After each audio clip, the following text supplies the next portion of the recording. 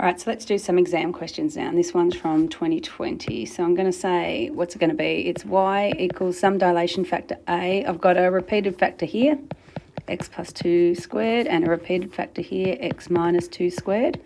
How do I find the value of A? I sub in the other point that I haven't used yet. If you put in this one or this one, you just sort of get nothing equals nothing. So we've got to use one we haven't used. So I'm going to go 4 equals A times 2 squared minus 2 squared. So 4 equals 16A. So A is 4 on 16. Leave it like that. It's much nicer to do 1/4. So show that A equals 1/4. We've shown it very clearly. As soon as they say show that and they've given you the answer, you have to show every step. Express what you found in this form. So you don't have to show, you just have to put it in the form. So if you press menu 3, and then I'm not sure what number it is, expand, menu algebra expand, you get f of x equals x to the 4 on 4 minus 2x squared plus 4. Express that in this form. We've got the 1/4, the b is minus 2, the c is 4. We don't need to specifically state a, b and c. We need to express it in the form which we've done. So then we get to the next one. What have they done? We've got now a graph of h of x, and the one we had before was f of x. So h of x looks to me like it's just a reflection in the x-axis, and the other difference is it's been moved up 2, I believe.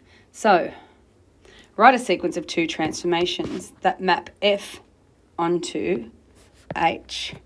So what did we say has happened? There's been a reflection in the x-axis. So it's a reflection in the x-axis. That's because of the minus. And then there's been a translation, and clearly say what that word is.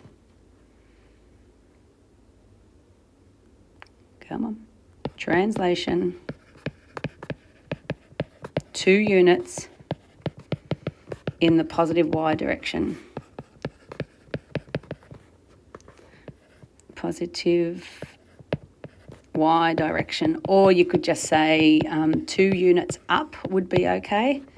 I probably wouldn't do 2 with an arrow. I think I'd just write some sort of words because it wants you to write that sequence. Anyway, that's not too bad. They're really quite straightforward ones. Okay, so that's a bit of practice on those reflections. Let's have a look at something a bit different. We've got g of x and f of x. H of x is the composite function. So we're going to define f of x, define g of x on your calculator.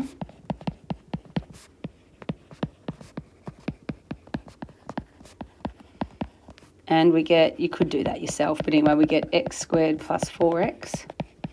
So then you graph that with a restricted domain. So you go, given that, -5 less than or equal to x less than 1, and then you graph it, and you find you get a parabola, because I've done this already, and it looks like this. It sort of goes like that. So whilst -5 is included, -1 isn't, but the range is from this turning point here, which is -2, -4, up to this point here, which is -5, 5. So we go from -4 to 5. A bit late now, but I'll give you the tip. Whenever you do this, always make it less than or equal to 1. Because if you're trying to track it, you want to make sure you've got the 1 and you can trace it. But if it's just a less than, you can't trace it. So make it a less than or equal to, but just remember that it is not included. All right, question 10. The domain of a sum of functions is the domain where each of them exists. So what's the domain of f? Well, that's when x plus 2 is greater than or equal to 0. So x is greater than or equal to -2. And then for g, 1 minus 2x is greater than or equal to 0. So you rearrange that. X is greater than or equal to 1/2. So, hang on. Let me have a look. I'm trying to do that too quick and I think I did it wrong. 1 minus 2x is greater than or equal to 0. So 1 is greater than or equal to 2x. So 1/2 less than or equal to x, or x less than or equal to 1/2. So basically we're going from -2 to 1/2, both included. I'm giving it option D. And that is all. So that's the end of chapter 4.